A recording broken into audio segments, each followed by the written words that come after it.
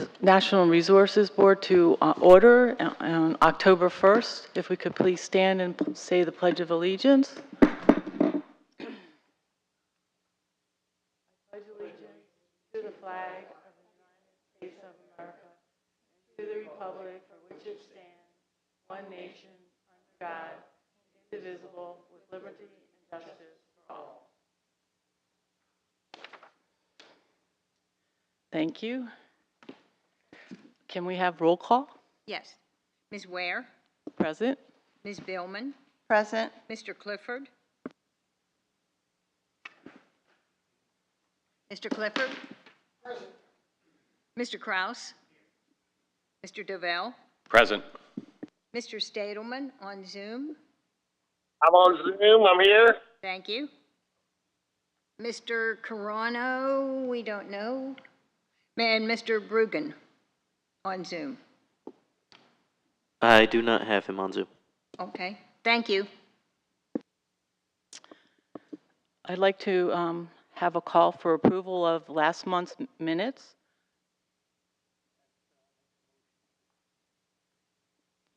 Madam Chair, I'll make a motion to accept the minutes.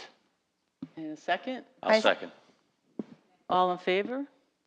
Aye. Aye. Aye. Any opposed? So moved. Okay, we're down to number 5, announcements. We're having a presentation tonight. Felicia? Donna, you do have an announcement sheet in front of you, so you can go through those. I can go ahead and do that? Okay. Yes. All right, so we have Missy Weiss of Orca, and she's going to come up and do a short presentation for us. Welcome.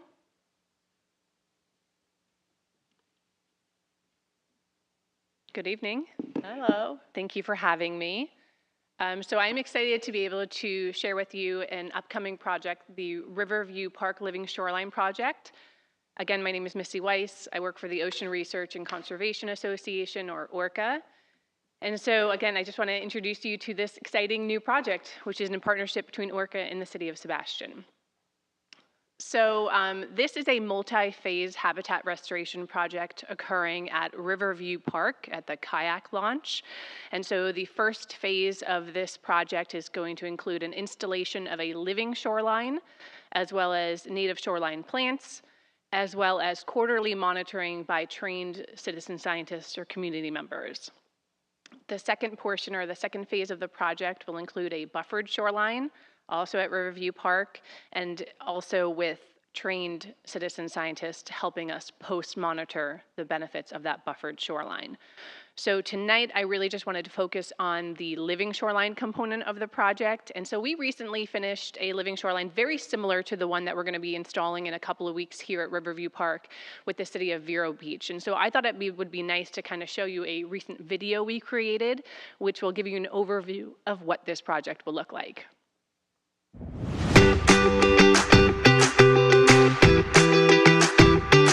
Today we're at Riverside Park for a habitat restoration project, or a living shoreline installation. So a living shoreline is a habitat restoration technique that is used on properties that are exhibiting shoreline erosion. That shoreline erosion is usually an effect of continual wave action from boats or storms. With the help of volunteers, students, and adults in the community, we're going to be installing these oyster reef balls to try to prevent that erosion.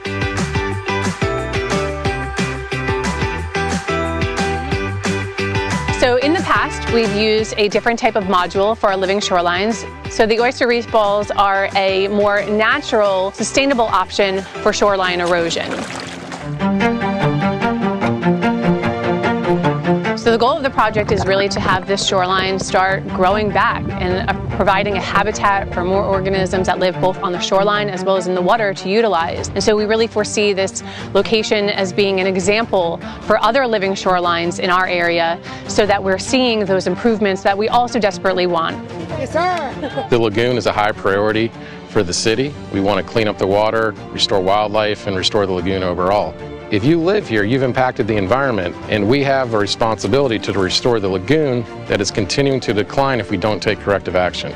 So we want our students to actually be a mechanism for change. Having these experiential learning opportunities to really show their environmental stewardship through action is just very important for our school. The thing that I've learned is a lot of people can get together and make good things happen.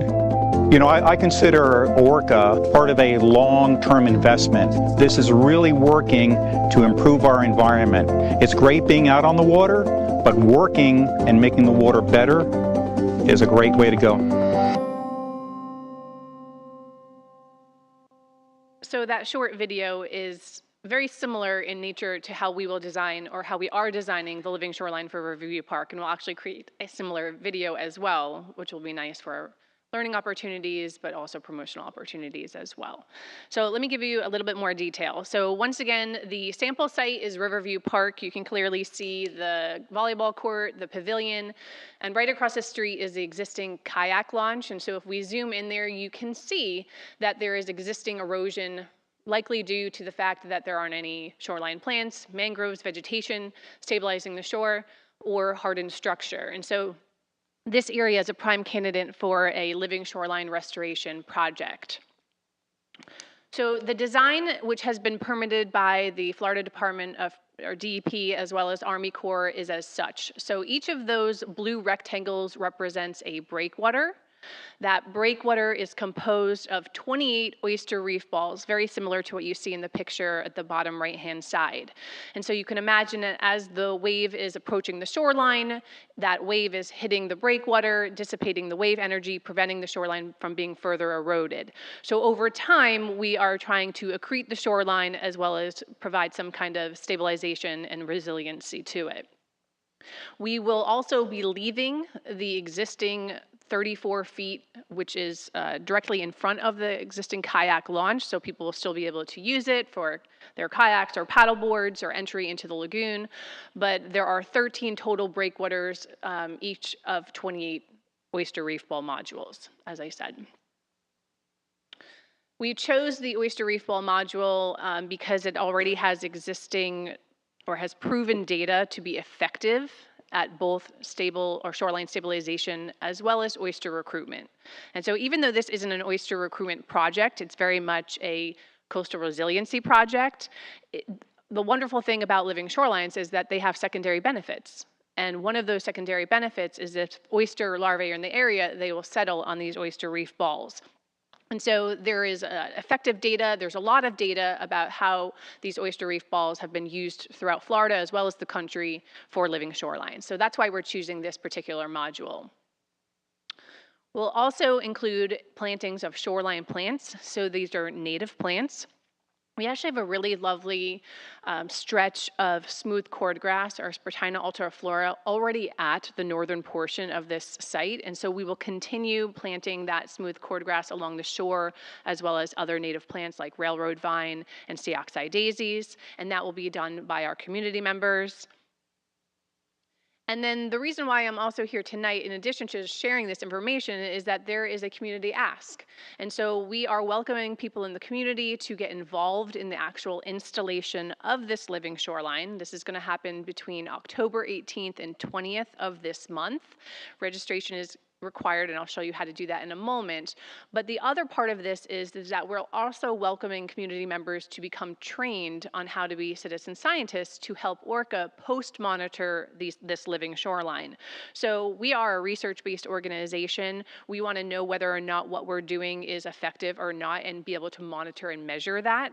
And so people in the community can help us do that. So we provide a training, and then every 3 months we'll go out and we will post-monitor that site. We've already concluded the pre-monitoring portion of this project with volunteers. So this is how you can get involved. This is the flyer that's circulating. You might have that in your possession currently, but we have several shifts from Friday, October 18th to Sunday, October 20th. So we have an 11 to 2, 8 a.m. to 11, and so on and so forth. So we're encouraging people who want to be part of the change, who want to be part of the process, to register. This is our way of communicating with them and letting them know what to bring and what to wear for the day.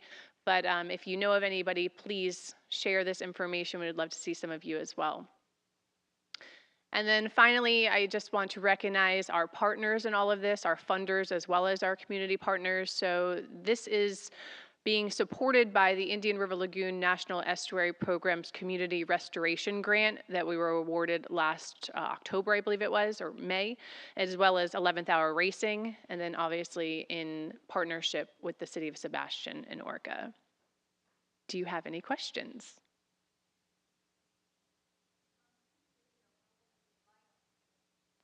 In the video, where was this installation done?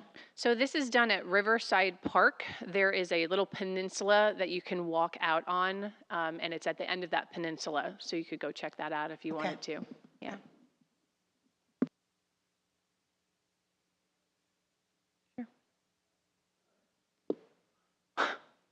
I turned it on and I turned it off. So those hardened structures weigh 50 pounds. That's what it said. And my real concern is when we get an event like a Helene that comes through, I mean, it's one thing to have a very gradual, very soft, wave current coming through, but if we get a Helene come through, 50 pounds doesn't seem to me to be able to stand up to something of that nature. So have these actually gone through? Yes. However, it's important to note that none of these living shoreline modules are going to sustain acts of God here. So these oyster reef balls are going to succeed under ambient conditions. So they're not foolproof. Nothing is. But what living shorelines have been shown to do is be more effective at controlling shoreline erosion and preventing it and accreting that shoreline back compared to seawalls. And that is evident. There's great data as well as even videos documenting that. So the oyster reef balls will do the best that they can under ambient conditions. A hurricane coming in at category 3, 4, 5, we're going to all cross our fingers for what may or may not affect our shorelines. Okay, and just one second question. What would the citizens be able to say would be the changes that they would see in the lagoon once these are installed and, oysters are attaching themselves, et cetera? So what can we tell our citizens that, hey, when this is all done, here are some dramatic changes or changes you will see? Sure, so that's a great question. So first and foremost, there will be educational signage at the site. So you will not have to memorize any of the benefits that come along with living shorelines. So educational signage is an important of that, and that will show the benefits that living shorelines provide. Some of those benefits include the accretion of shoreline over time. That takes time. So that is not going to be an immediate thing that citizens see right away within the first month, the first year, probably the first 2 years is any kind of accretion. What they may see within a couple of months, potentially even weeks, is the recruitment of oysters to those oyster reef balls. So when we deployed the Riverside Park living shoreline, we saw oyster spat affixed to those oyster reef balls after a month. So with that comes water filtration and ideally enhanced water quality, and so that is a potential secondary benefit of these oyster reef balls. Another thing is that our data from previous living shorelines that we've installed documented seagrass growth, but we didn't document that growth until after 3 years after installation. We would have never known that if we stopped post-monitoring, but that was a benefit to our previous living shorelines that we installed in Indian River County. We may see migratory birds stopping over and resting on those, feeding birds in more fisheries, or fish entering into that area. So we may actually see that kind of activity around those oyster reef balls because increased biodiversity is another secondary benefit that living shorelines have. So I guess to kind of summarize what I would tell the community is that you may not see immediate benefits. However, you can be rest assured that living shorelines have been shown to increase biodiversity, enhance water quality, accrete shoreline over time, and at least for orcas living shorelines, we have documented seagrass growth because we're not allowed to install a living shoreline if there is any seagrass present in that particular area. So to document any is a success. All right, thank you very much. I appreciate it. I have another question. So like, for example, with these, are you putting them specifically in shallow waters? Then that's where we want the seagrass, or is it possible to take things like this further out into the lagoon, further away from the shoreline to help encourage? So this particular permit is for a shallow installation of a living shoreline. There are other permits that would allow you to put oyster reef balls of different sizes deeper in the lagoon, or you see in the ocean. For our purposes, we suspect that there'll be better improvement with them being a little bit closer to shore.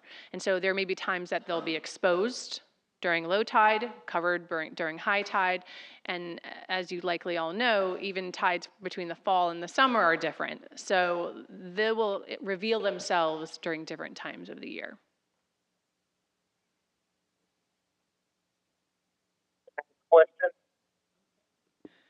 Any more questions? Thank you very much. Thank you. Thank you Oh, very you- much, Missy. Oh, somebody on video. Go ahead. Hello, this is Charles. Glad to see everybody there. I apologize I couldn't be there in person. Thank you for doing this shoreline project. What of this project, and will there be any additional costs to the city of Sebastian after it's in? I hope not. This project, this point is fully funded. So we have the actual modules themselves covered, the installation, as well as the post-monitoring. I have one more comment. What are these made of, and how long are they expected to last? So they are concrete based with oyster shell in their mix. So they are meant to last for a very, very, very, very long time. We wouldn't have been permitted if it were to degrade earlier than, yeah. Thank you. Thank you for having me. Thank you so much. Thank you. Okay, we'll move on to agenda modifications. Are there any? There's a couple of announcements on your sheet that I have for you, if you could read those as well. Okay.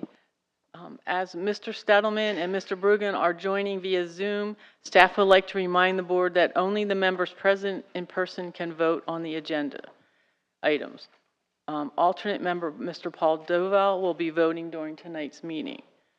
Please welcome Missy. Okay. All right, here we go. Sorry about that. Thank you again. Staff is requesting that item number 9, new business, be discussed immediately following agenda modifications. So number 9 is new business.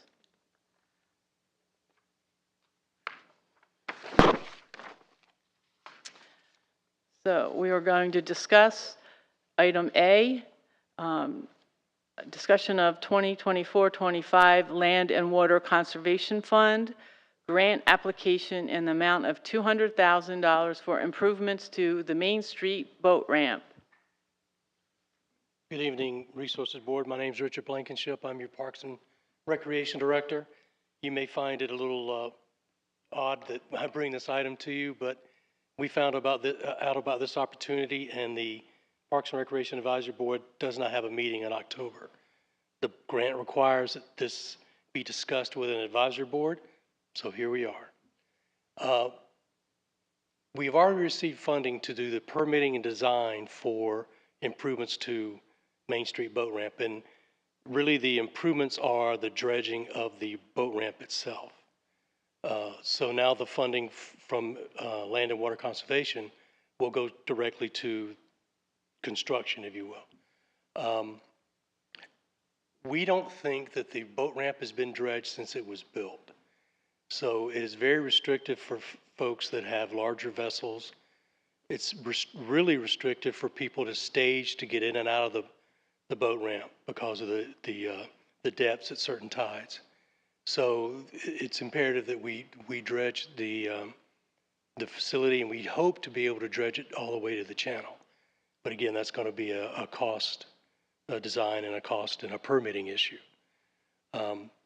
So with all that said, I'll open it up for any questions that you may have.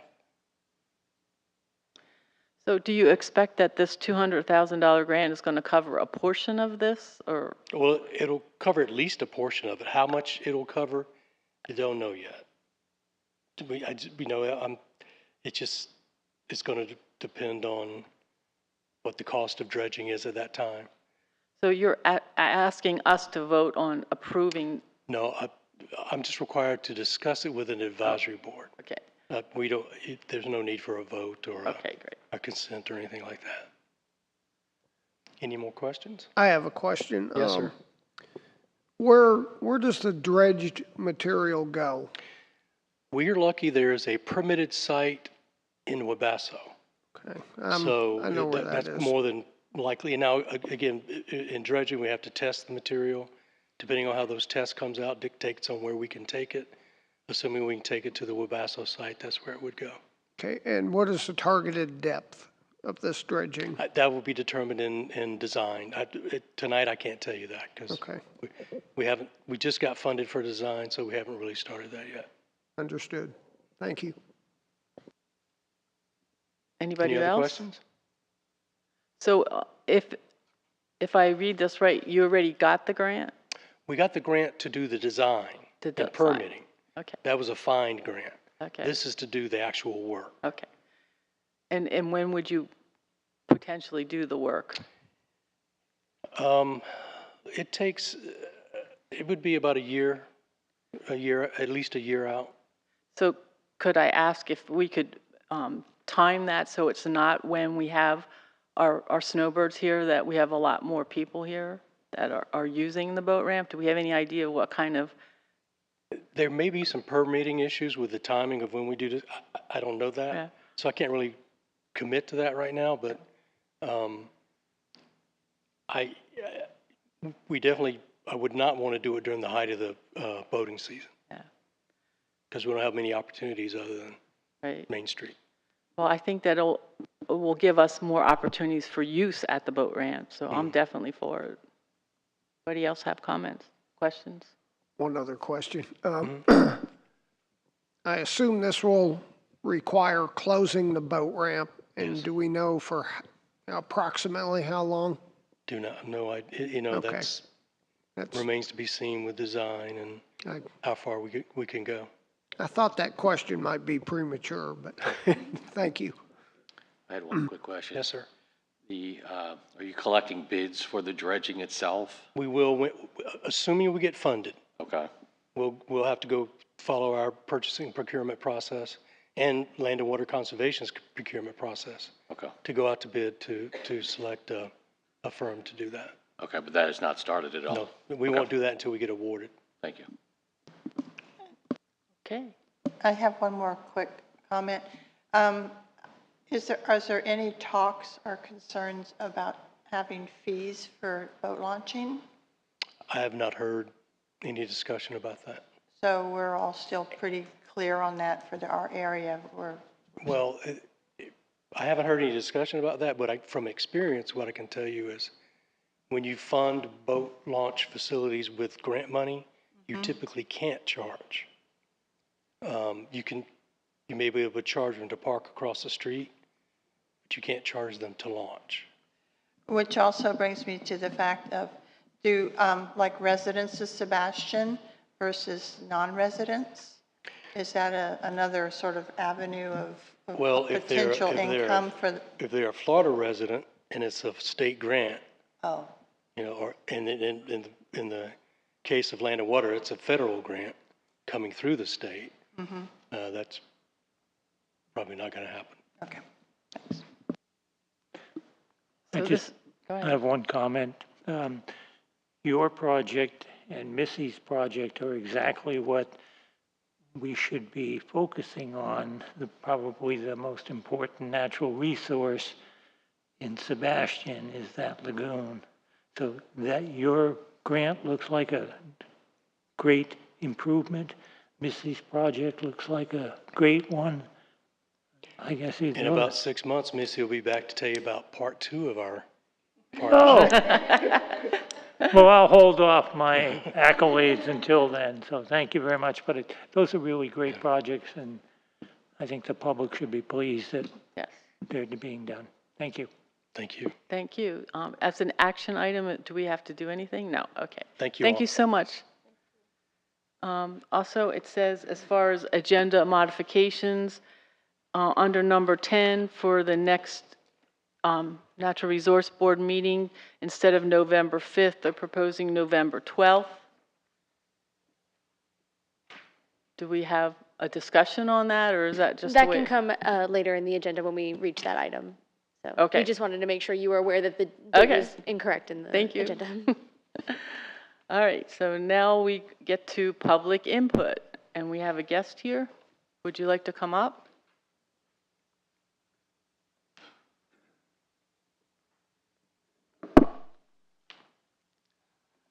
My name is Brent Wallenberg, W-O-H. Got it.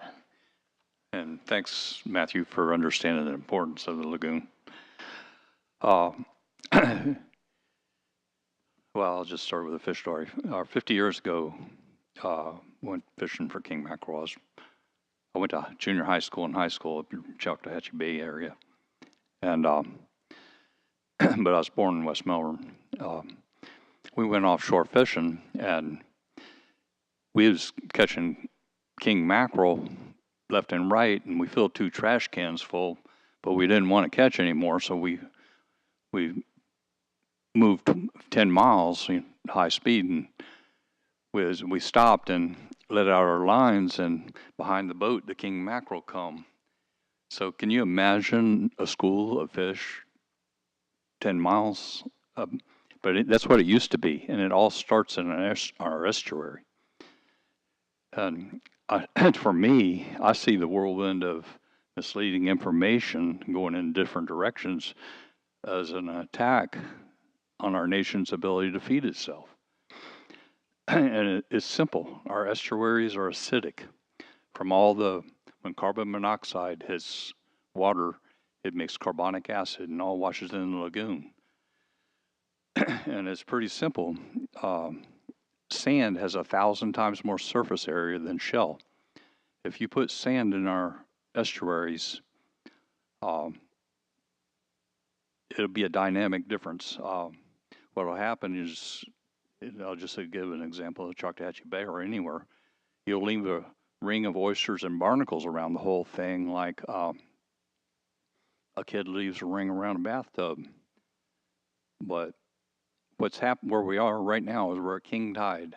It's the highest tide by maybe 1.5 foot or 2 foot, and the barnacles will build up high, and the blue crabs time their spawn for this event, and all the little baby blue crabs will end up on the shore as the water drops. We're in an elliptical orbit around the sun, and shortly we'll go from highest tide of the year to lowest. Or the sun will be off to this south, and all the gravitational pull will pull the water out of the lagoon. Well, that leaves all these exposed barnacles and stuff for the baby crabs to feed on. And I'm talking about miles and miles. And you bring the blue crab back, you can't have a healthy estuary without him. I've said before, he controls the unwanted species. But anyway, like there's no question about what I'm saying.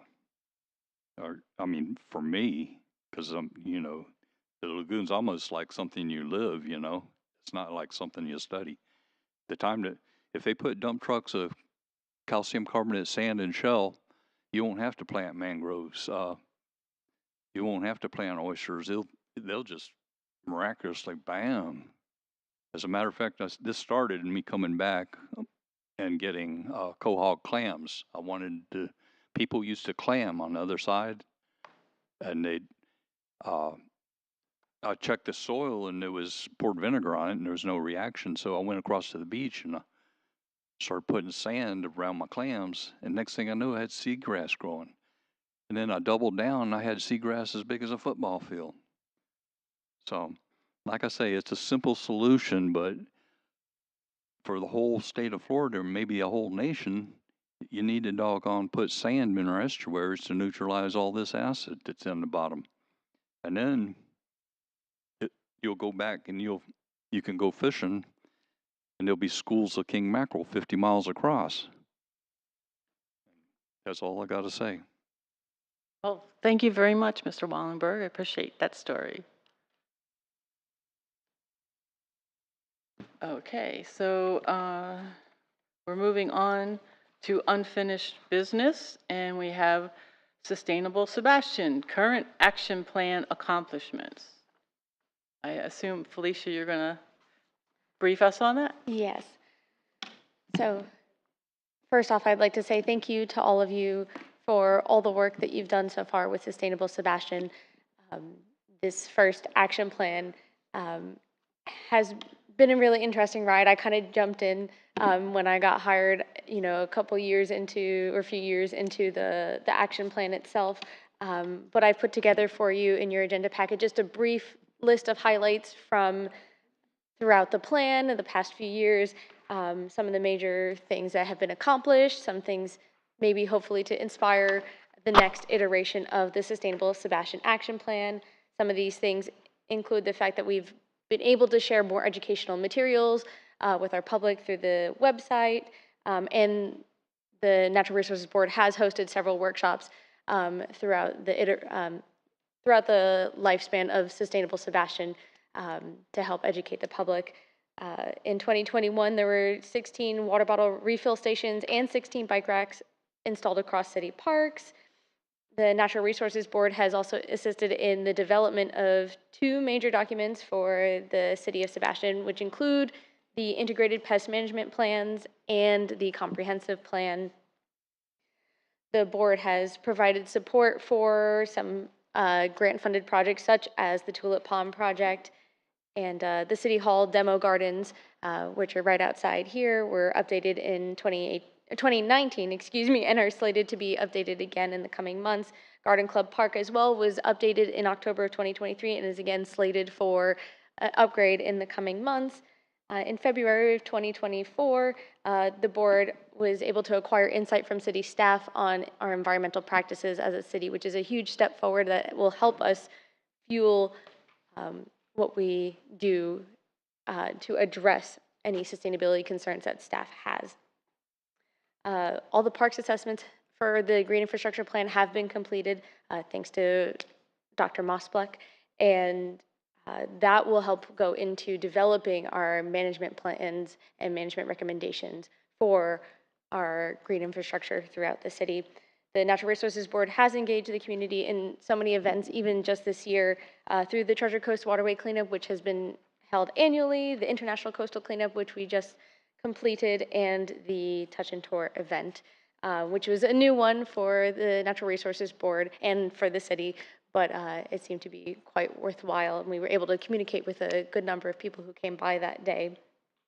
And we have the first ever sustainable event guide, which is wonderful, and we'll be able to improve upon that for the next Earth Day event and any upcoming city events. And then last but not least, it is really important to consider all the wonderful partnerships that the Natural Resources Board and city staff have been able to foster throughout this entire process. That kind of community and the ability to work together with other agencies is so, so important, and it cannot be understated. And thank you again for everything that you've done, and I hope that, just this little bit that I'm able to share with you tonight is inspiration for the next plan, is helping to get those gears turning and what you'd like to see going forward. Thank you. Thank you. That was a pretty good synopsis. I was going to say Earth Day had to be on here first because that was a lot of work. Okay, so we'll move on to preliminary ideas for the next Sustainable Sebastian Action Plan. So I see that you have another attachment to our minutes here. Yes. So based on the feedback that I received from all of you, I've compiled this list of the prospective initiatives that we would like to include in the next Sustainable Sebastian Action Plan.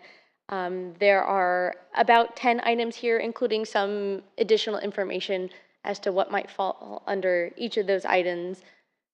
And the goal of tonight is to choose 7 of those to go into the next Sustainable Sebastian Action Plan. We can certainly discuss what you'd like to see, you know, some preliminary ideas of what each one really means, kind of unpack those a little bit. And I know that some of you, if you provided feedback to me on a certain one of these items, such as Donna with the resource conservation, if you'd like to elaborate a little bit more about some of the things that you thought were really important to bring back into Sustainable Sebastian for this time around, you know, now's the time for us to discuss those points. Great. So are we going to go down them one by one, or are we going to? We can, yes, if you'd Okay. like to do it that way. Well, we know number one is high on a lot of our plates here, reduction of single-use plastics. I don't know if Charles is still on video there, Zoom. He is still here. Okay, I would expect, I don't know if you got this to Charles or not, but as far Yes, as ma'am. ongoing from today, did you want to add anything? Charles? Like already, I had spoken about adding the predictive analytic models to this, and I think Felicia has that information. And to complete what we're already doing, but it is important to address the single-use plastics in ways that were not furniture, carpet, phones. A lot of that comes into play, but it is part of what we're already doing, and I'm very happy with what's going on, and I would like to continue that. Thank you. Just to note that the predictive analytic model thing that he mentioned is actually at the bottom of this list. So it's that particular item can be tied into, per my conversations with Charles previously, it seems like that particular item can be tied into multiple different aspects of city functioning. So there's, on the one hand, using it to assist with single-use plastics, but there are potential other ways that system could be used, but we would really have to narrow that down. It would take a lot of fine-tuning, especially for it to be practical and realistic for the use in Sustainable Sebastian. We'd have to really narrow the scope of that, if you will.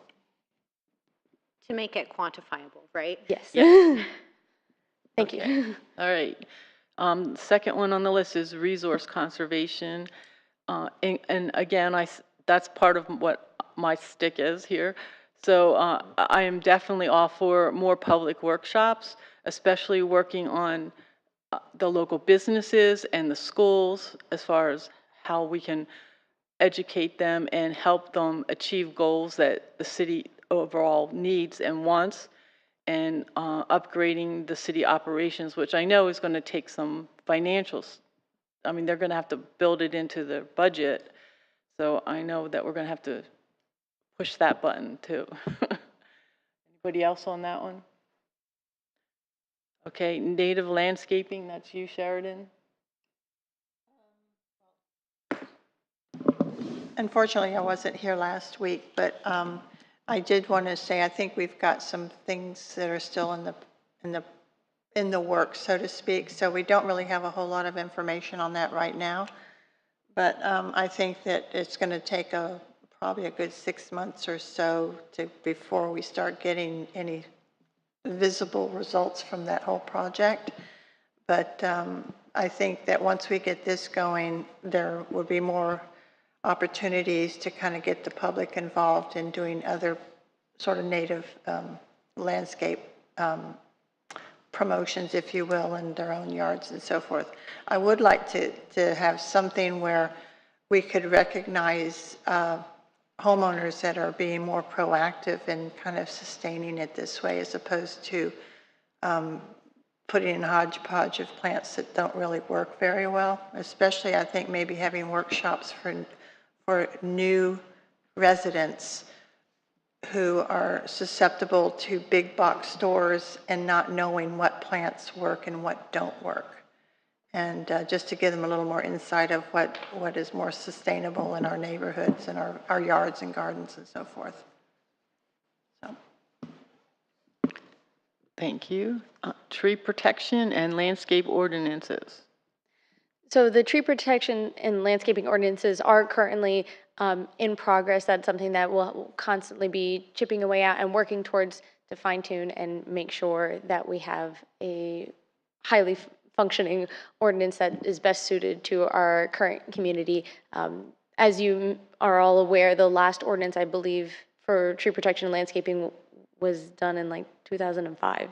It's been a long time. And the community has changed since then. So this is something that staff would like to carry over into the next Sustainable Sebastian Action Plan so we can see this through, update the tree protection and landscaping ordinances. And there is the possibility of putting that also under the umbrella of native landscaping, as this is all interrelated. Or it could be put under green infrastructure and low impact development. It could lend itself to either category. If you're trying to whittle down from 10 to 7, those two could possibly be combined. And it's also worth noting that on the original Sustainable Sebastian Action Plan, green infrastructure and low impact development, that was underneath the umbrella of water quality improvements, but in the specific goals and tasks that were written out, one of the tasks was to develop codes and ordinances for promoting green infrastructure. So that is something that we could tie that all in together if that's something, like Alex said, to kind of help whittle it down and make sure we can still carry some of our current projects forward.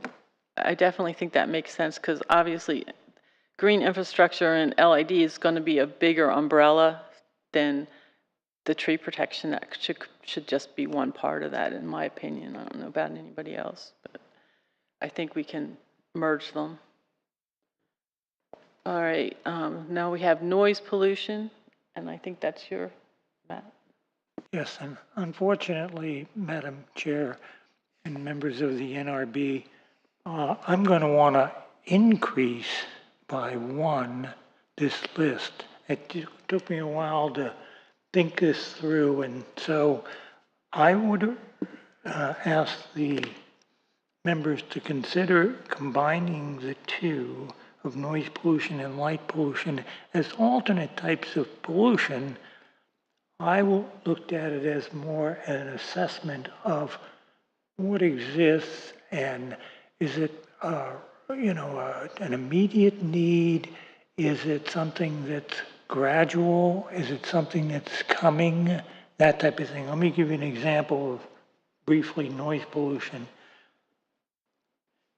I love Sebastian, but I consider it to be an extremely noisy community. There are lawnmowers going all the time. There are backup lights on trucks for construction. And noise pollution affects people. And if you don't think it does, have somebody who has a couple of roosters move into your neighborhood and you'll know immediately what noise pollution is.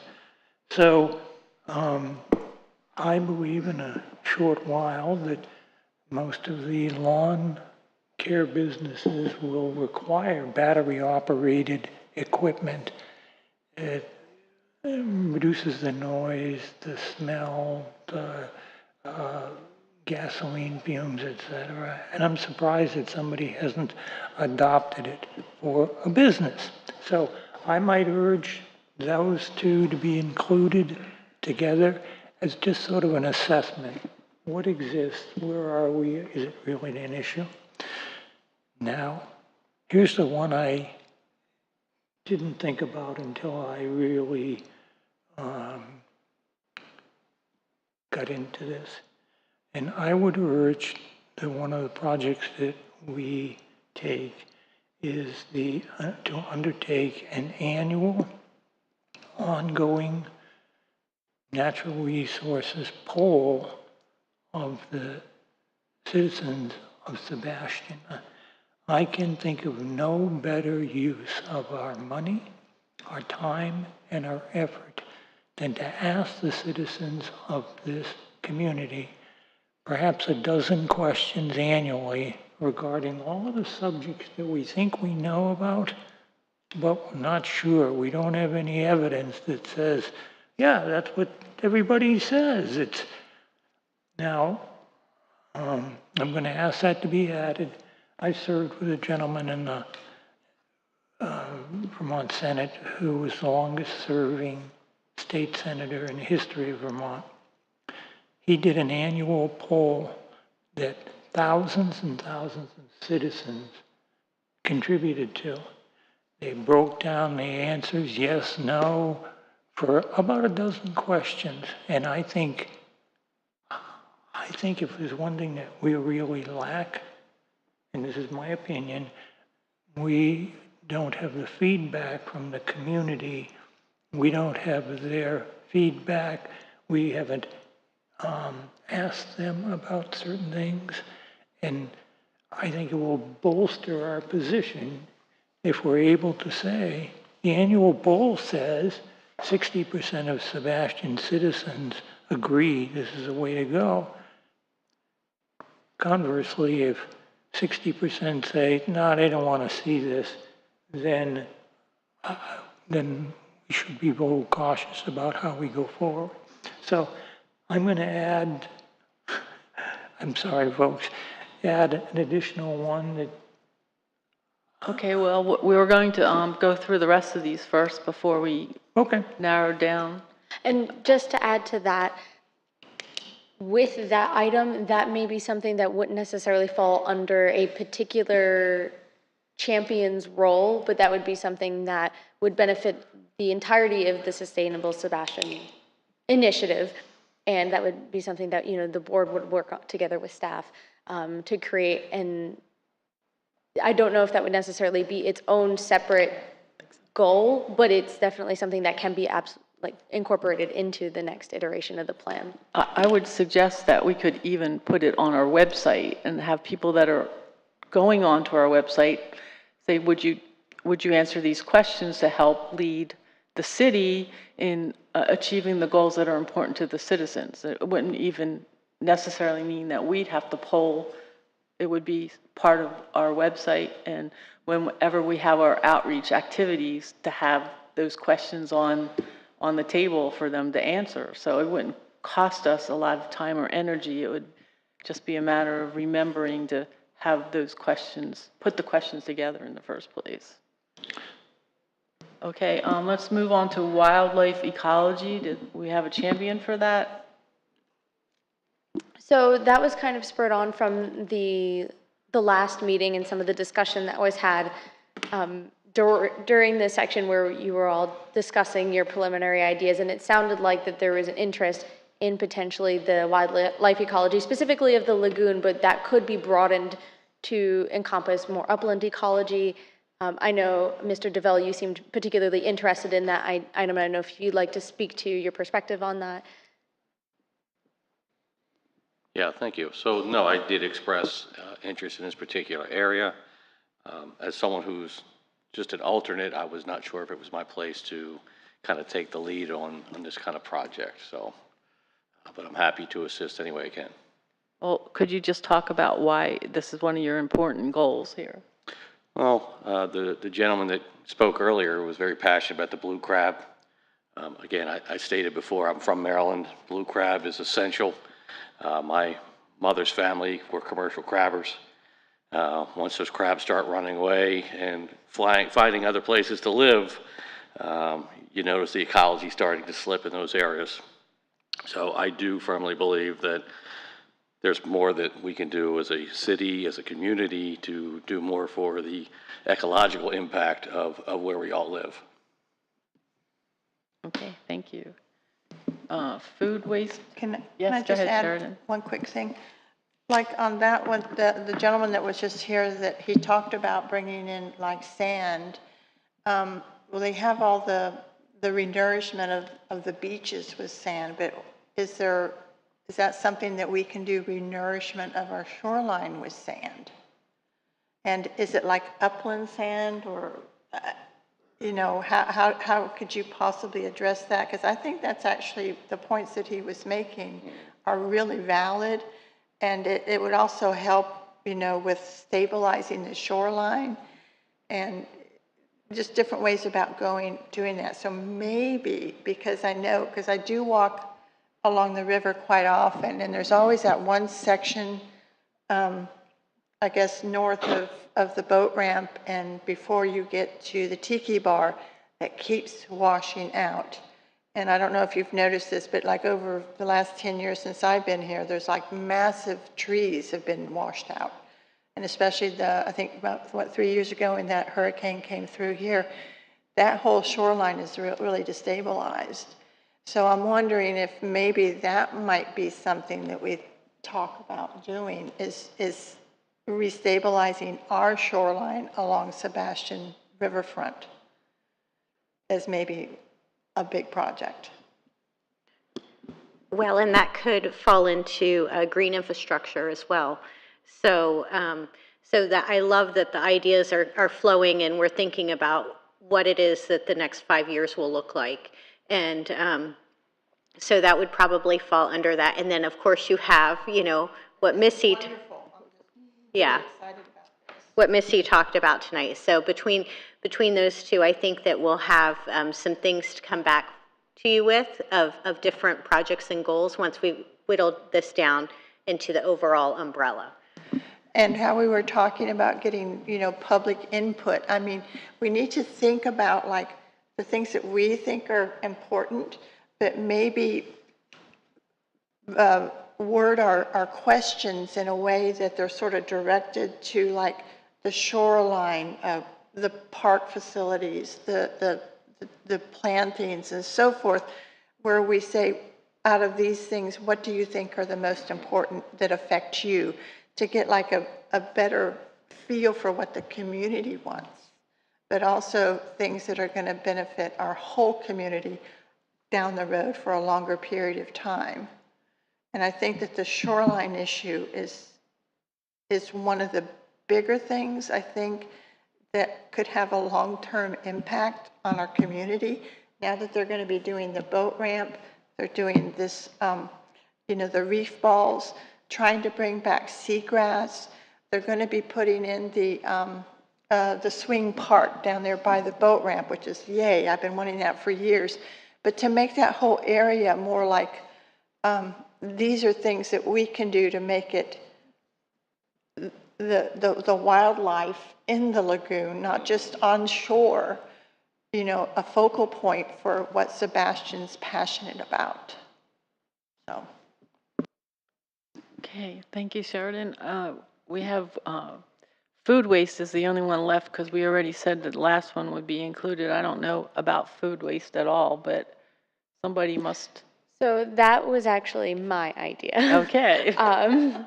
I kind of slid that one in there because it's something that I think is very important and is very much not discussed in the sustainability realm when you're just talking about ecology and, plastic waste. A lot of times the food waste is not considered, and I wanted to kind of bring that to the forefront a little bit. There are organizations such as the Food Recovery Network, for example, that can help limit food waste coming out of restaurants and divert that waste to a more useful cause, such as giving it to soup kitchens and food pantries that can help support the community. And what this does is not only is it supporting the people who are maybe down on their luck or homeless, or just having maybe some financial issues, who need the little bit of extra food on the table. It supports those folks in our community, but then also it's diverting waste from landfills, which is going to have a massive impact for our natural environment. And that's something that we really need to consider as a possibility. There are many branches of how we could, many paths we could take with this, but I know that there are soup kitchens and there are local food pantries that maybe we could partner with and take this off the ground, if you will. So I'd like the board to consider this as a viable option. Just on that one note, when I was at Waste Management and meeting with the other women, they informed me that there's a pantry and a fridge in Fellsmere that takes food donations and takes care, and it's right next to City Hall. So I didn't even know that. I know that part of what you're talking about is education, but also maybe community gardens and compost, a community compost would help with those issues. So I'm all on board for that. That's wonderful, because I just written those things down. The other thing too is there's different ways. Obviously, to me, the composting thing could be like not just food waste, but I don't know if we can incorporate like within the city to have like a place where people can bring their compost to turn it into stuff that we can give back to the community, to bring a bucket or whatever, that we can give them some good organic compost to put into their gardens, because our soil here is awful. And so if we did like a composting, not only for food, but also like for mulching, so if people have stuff, instead of just like throwing it into the waste bins, to have like a mulcher or a chipper where they can chip up all the tree fall and limbs and stuff to make big piles of compost that can be maybe incorporated into, you know, like food waste and stuff like that. And that way we can, you know, what's the word I want? Make our garden soil more sustainable.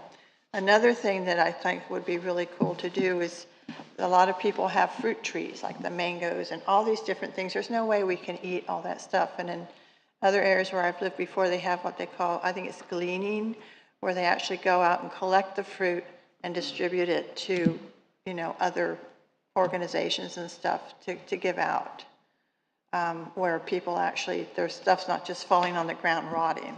You know, people can come around and collect their, glean it off the trees and so forth. So, but there's a lot of sort of like ways that we can take advantage of what we have available and not let it go to waste. So. Okay, thank you. So do you need us to actually pick the 7, or do you think we've pretty much whittled it down for you? It sounds like we have it mostly narrowed down, and I appreciate everybody's input and takes on that. It does sound like we are going to move forward with merging some of these items, so that way we can incorporate them all under the umbrella of the 7 that we will move forward with. And then at upcoming meetings, we'll discuss what those umbrellas are, each of those 7 specific goals, and then we'll start to break those down and unpack them and include specific tasks that we'll take action on. Great. You know, it was on, and I shut it off. That's the second time I've done that tonight. So, and then you will ask for champions for those items and individuals who are passionate on those subjects. Is that? That's correct. Okay. All right. Thank you. And to clarify, the idea of having the 7 was based on having 7 regular board members. Now, that does mean that whoever our alternates are at the time of the plan being developed, they will be assigned specific tasks as well. They will not be left in the lurch. And we're going to make sure that everybody has some sort of responsibility within Sustainable Sebastian. Thank you. Okay, so we'll get back to the agenda. We're moving on to a look back in time, touch, and tour debrief. And I guess that's you. Yes. Well, thank you to all of you who were able to help out and participate during the Touch and Tour event. It was rather successful. We had a good number of people come approach our booth during the event, and it was a good opportunity for public outreach, and I'm curious to hear the board's perspective on how the event went, anything that we could improve upon for next time around, anything of that nature. Well, I'll talk about the art club because that's where I was all day. And I think that we had, I saw the activity out here. I was amazed at the number of people. I don't know if anybody was doing a head count, but I did talk to the Kathy McDonald at the Historical Society, and she said they had over 100 people that came into their museum. They were happy with that turnout. We were happy also at the art club, and I think that I would definitely suggest that we do something like this annually, especially because there's a lot of public relations involved here with all the city and our other organizations that are on this site and the police as well. So I think it was excellent, and I didn't see any issues. Everything went smoothly. I would also like to give a shout out to Miss Patty Touche, who was very kind in helping out with labeling some of the plants in the senior center and art center gardens, and that seemed to be a decent hit with the public, and it is an opportunity that we'd like to expand upon and something that we'd like to move forward with labeling more of the plants in our gardens as we continue to improve some of the native plantings, in not just on city ground or city hall grounds, but in our other parks and properties. Thank you. International cleanup, coastal cleanup. Yes. So, for those of you who were not there at the International Coastal Cleanup, when we initially spoke about it at the last meeting, the intention was to be stationed at Riverview Park with the IRL NEP. The week of the event, the night before the event, I got a call from Ms. Kendra Bergman, who's the head of Coastal Connections, and unfortunately the folks at the Chamber of Commerce were unable to man the Main Street boat ramp site, so we were asked to relocate to the Main Street boat ramp site. So thank you to all of those who were there that day and worked with me on that last minute change. But the event overall was a success. We didn't have very many people at the Main Street boat ramp site. However, the Main Street boat ramp site did win an award from Coastal Connections for the most pounds per person at a site because there were so few people, but there were over 100 pounds of debris that were collected. It ended up being the most, I think it was 20-something pounds per person collected, which is wonderful and kind of surprising. But yay. And overall for the entire cleanup, there were 22 locations. Over 1,100 participants were registered for the cleanup. As total pieces of debris removed were 36,362 pieces. Total pounds was 2,666 pounds, and that's across all 22 sites across the county. Their top 5 items were 7,777 hard pieces of plastic that are less than 2.5 centimeters in size. Any pieces that were larger than 2.5 centimeters in size, that was 4,114 pieces. 3,816 cigarette butts and cigars, 2,412 plastic film pieces, and 2,062 plastic bottle caps. And that's not accounting for any of the rest of the debris that was picked up. But we did win the award for the trashiest location, which is, and I have the exact number here. Yes, that was the name of the award, was the trashiest location. The number was 28.3 pounds per person. And yeah, everybody seemed really pleased with the event overall. Aside from a couple of snafus in the week of the event, everything went rather smoothly. And thank you all for those of you who participated. And if there's anybody who has any feedback that we can look to for next year, or if you're thinking about the next Treasure Coast Waterway cleanup even, we can start to incorporate that feedback into that event as well. I have a couple just brief comments. I appreciate those numbers, and it's nice to determine a baseline of what's being cleaned up, et cetera. But I think there's a follow-up step that probably needs to be considered, and that is, so you mentioned 4,000 bottle caps. Okay, so my thought process goes, what are the steps that we think would work to reduce that from 4,000 to whatever number? I'm a reformed smoker, and so cigarette butts, I'm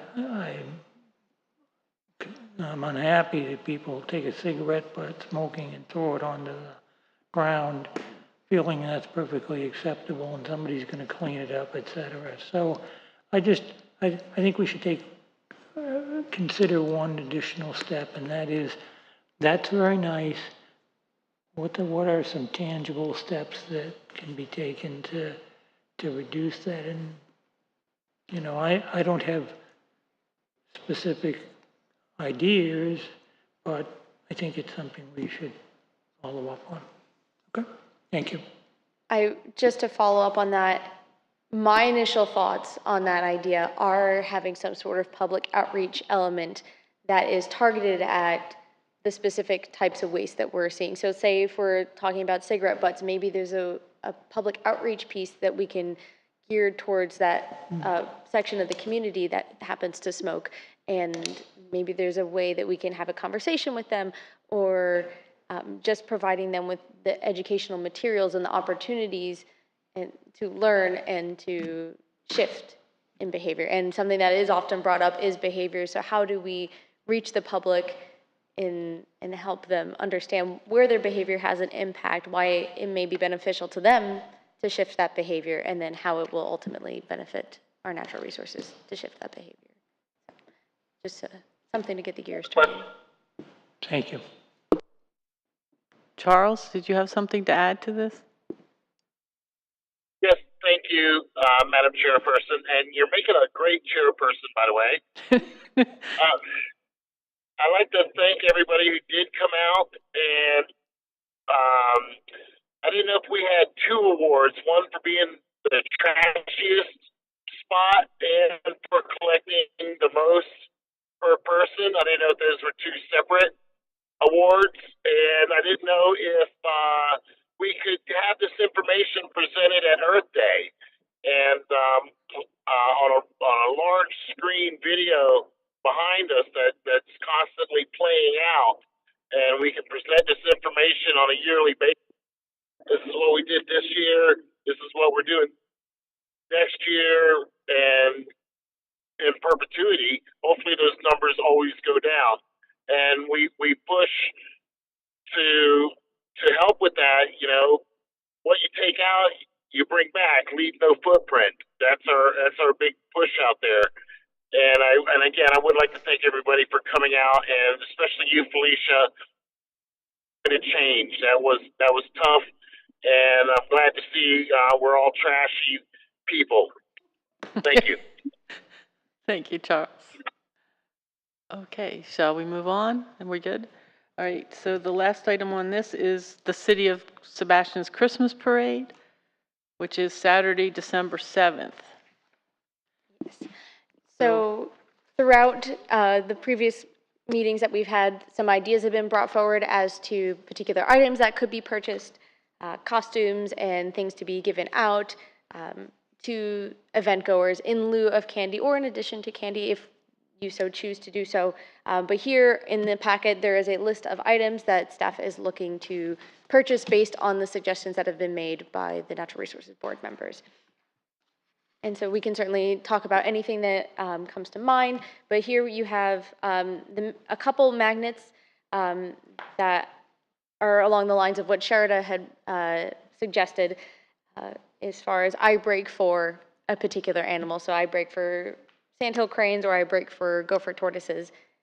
We have the FWC 2024 manatee decal as an option. We, of course, could purchase seeds to create the seed packets, again, like we have done in previous years. That would include, of course, buying the seeds and buying the envelopes to go with it, and a potential costume, or 2 potential costumes, the sunflower costume and the butterfly costume, all of which you have depiction here for. And for the seed packet, before I get ahead of myself, you have a list here of what the seeds are that are in the packet to give you an idea of what we would be receiving.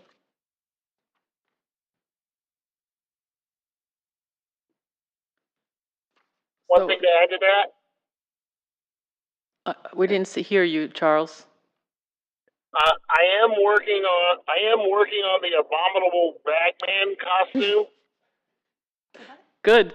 So I'll bring it in on. You blanked out. You created something. The abominable bagman. Yes. You said you wanted the abominable snowman, Yes.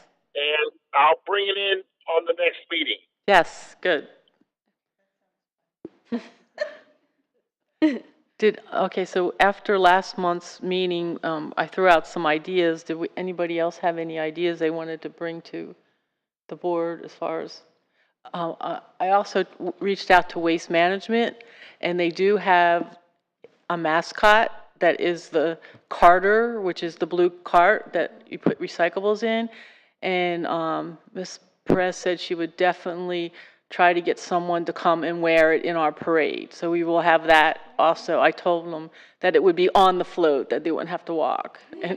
And so she's reaching out to see if she can get somebody to wear that costume. So I think that would be good as well.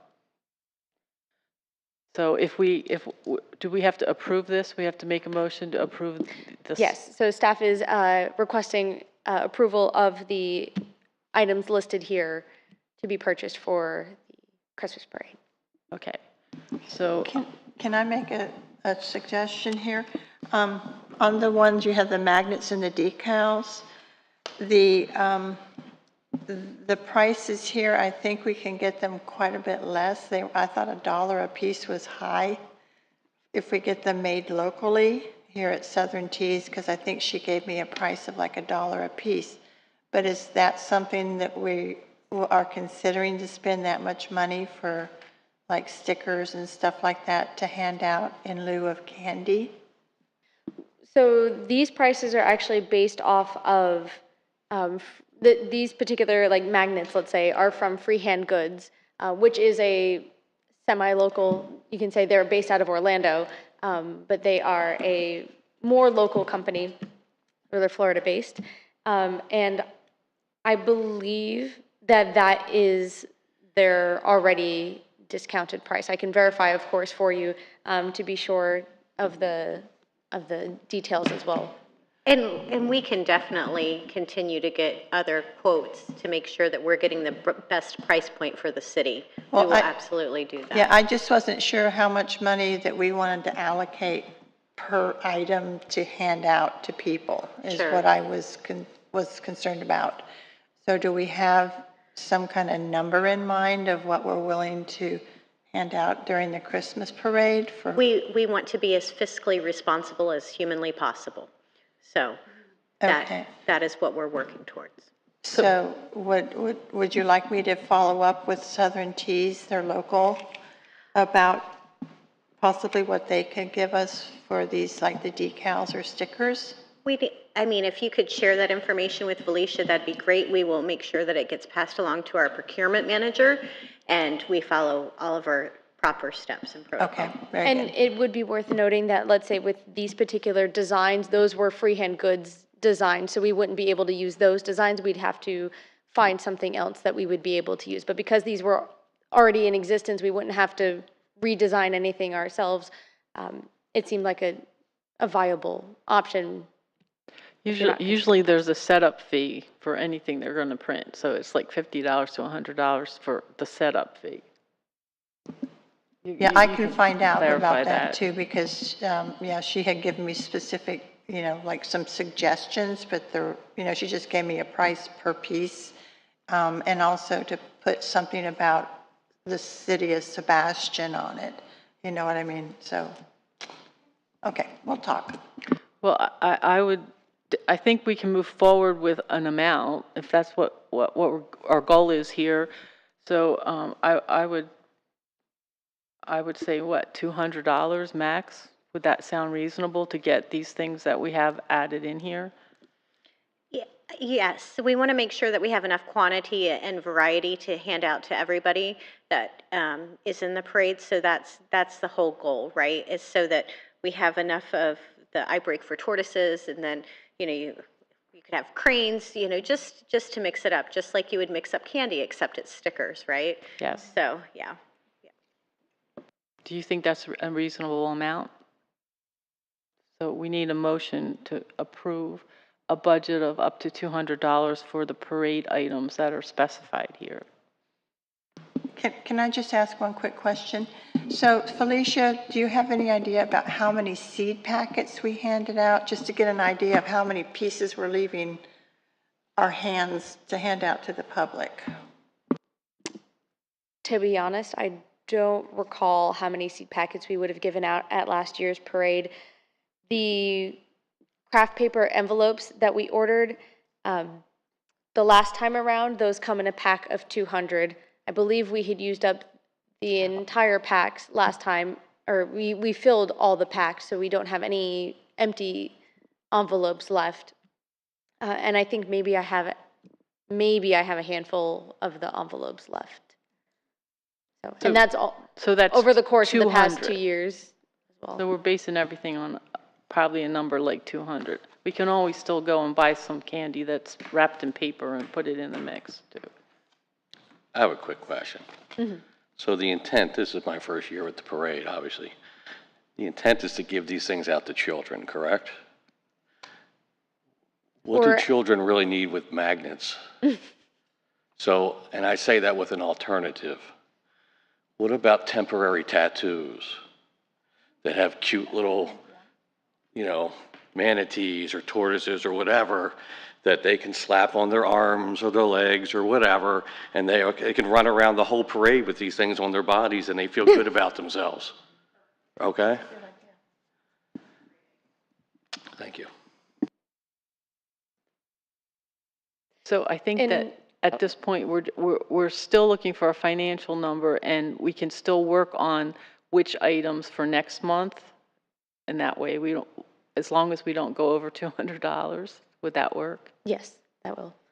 And also, I guess, to your point about who are we really handing out the candy to, or the stickers, or whatever it would be. In the case of last year, from what I recalled, we were handing out things to this, mostly was the candy to the kids, of course, but then there was, getting a little tongue-tied, because we had the seed packets, some of the adults were interested in that. So you're like, oh, okay. And even some of the kids were interested in the seed packets. You'd be like, oh, would you like a seed packet? Oh, yeah, sure. And a lot of the adults got more interested because you're like, oh, wait, I have a garden. I'll go ahead and take the seed packet. So that is worth keeping in mind. I think it depends on what item we're talking about. The kids are more interested in the candy, but the adults take the interest in the seed packets. So. Right, and just to follow up with the cost of, we have a $200 budget, I feel, and I don't have the numbers obviously in front of me, that we could get a lot more temporary tattoos for our money as opposed to magnets. Yes. Good point. But the thing I like about, not the magnets per se, but the decals to put on the back of someone's car that says, I break for tortoises, or, sandhill cranes, or the manatees, the city recognizes these particular wildlife in our area, that the city of Sebastian supports protecting these animals. That's my thing. So, but it could be not just Christmas, but it could be like all year long. I think it would be great for Earth Day. Yeah, exactly. So, but Christmas, I think, would be fun to have I like the idea of the little decals for the children as opposed to candy. And, anyway. Okay, so we still need a motion here. Can somebody make a motion? I'll make a motion that we approve spending $200 towards the Christmas parade float. I'll second it. All in favor? Aye. Any opposed? So moved. Okay, so as we go back to the pages, the last thing we have on here is the items for next agenda is development of the action plan, which we already have a pretty good hold on. And also we have to discuss the meeting date instead of November 5th. Yes. So I believe November 5th is actually Election Day, and We won't have the room. yes.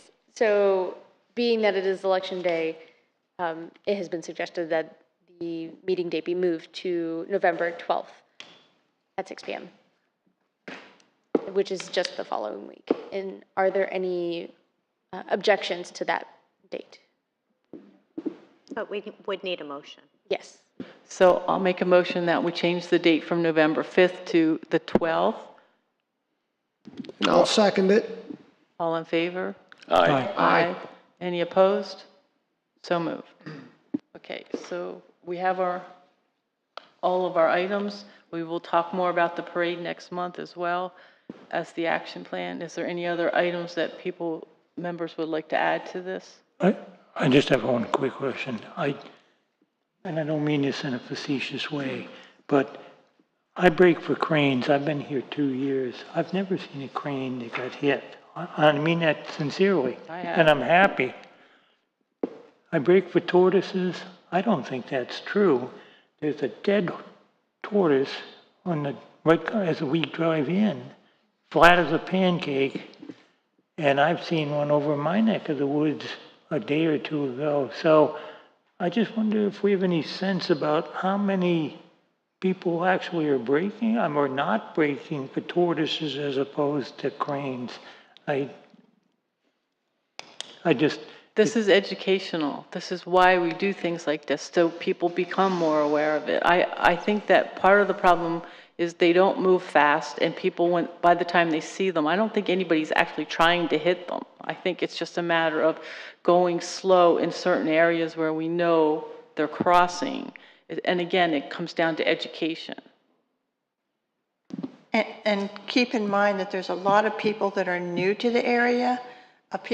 Those of us that have been here for years, we know if there's a tortoise in the street, it's fine to pull over and get out of your car and move it.